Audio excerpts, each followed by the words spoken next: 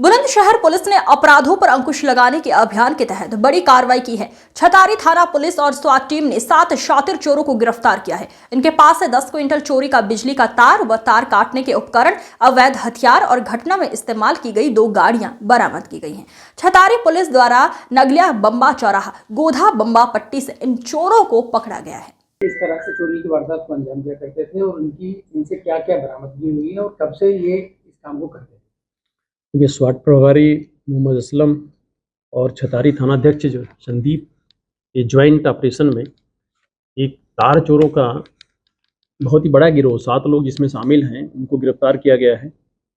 इसमें रहने वाले जो अपराधी हैं वो अमरोहा के हैं, कानपुर देहात के भी हैं और दिल्ली के और अपने बुलंदशहर के भी हैं, शामिल हैं। ये सब वैसे इनका जो असेंबलिंग पॉइंट है वो दिल्ली में ही था, जहाँ एक साथ हुए और इन्होंने फिर तार चोरी की घटनाएं किया। इन्होंने कई घटनाएं खुर्जा देहात में, डिबाई में और छतारी में, साथ में अलीगढ़ के छर्रा थाने में भी किया। इसके संबंध में छर्रा में भी, छतारी में और हमारे जो एंटी पावर थेफ्ट के थाना है, इस पर कई मुकदमे दर्ज हुए।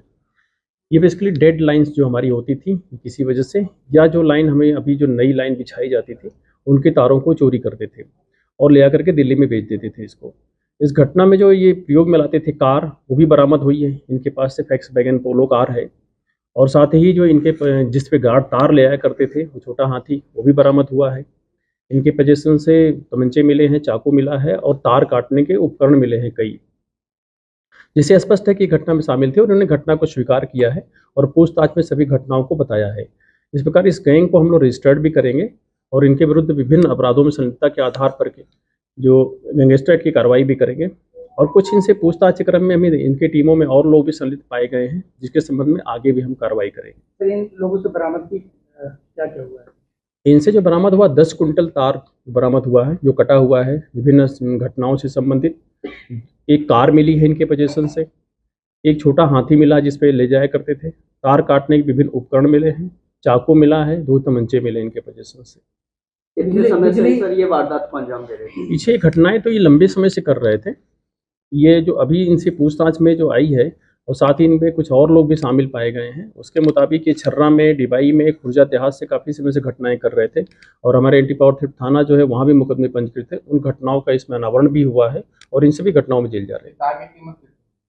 ये डिफरेंट जैसे इनको मिलता है, वो एक्चुअली उसको बीच से निकाल लेते हैं। कापर है तो वो महंगा बिक जाता है, अलग कर लेते हैं, एल्युमिनियम को अलग कर लेते हैं और ले आकर के वहाँ पे गला करके उसको फिर उसी धातु के रूप में बेच देते हैं। तार चोरी की जो वारदातें हैं बहुत लंबे समय से चली आ रही हैं, तो ऐसे में खुलासा हुआ है, तो जिस टीम ने इसका खुलासा किया है तो उस टीम को कुछ प्रोत्साहन?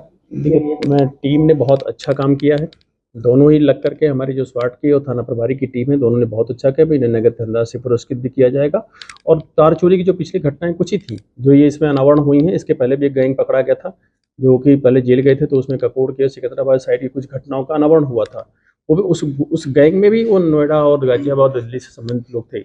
इससे पूछताछ के बाद ये स्पष्ट हुआ है कि चोरी की जो माल है मोस्टली दिल्ली साइड में जाके बिक रहे हैं, जिससे आगे भी हम रात में इस बात की गाड़ाबंदी करके चेकिंग वगैरह भी कराएंगे टोल से, जिससे कि इस तरह की घटनाएं न होने पाए और इस गैंग के पकड़े जाने से, गिरफ्तार होने से निश्चित तौर पर फर्क पड़ेगा इसके बाद।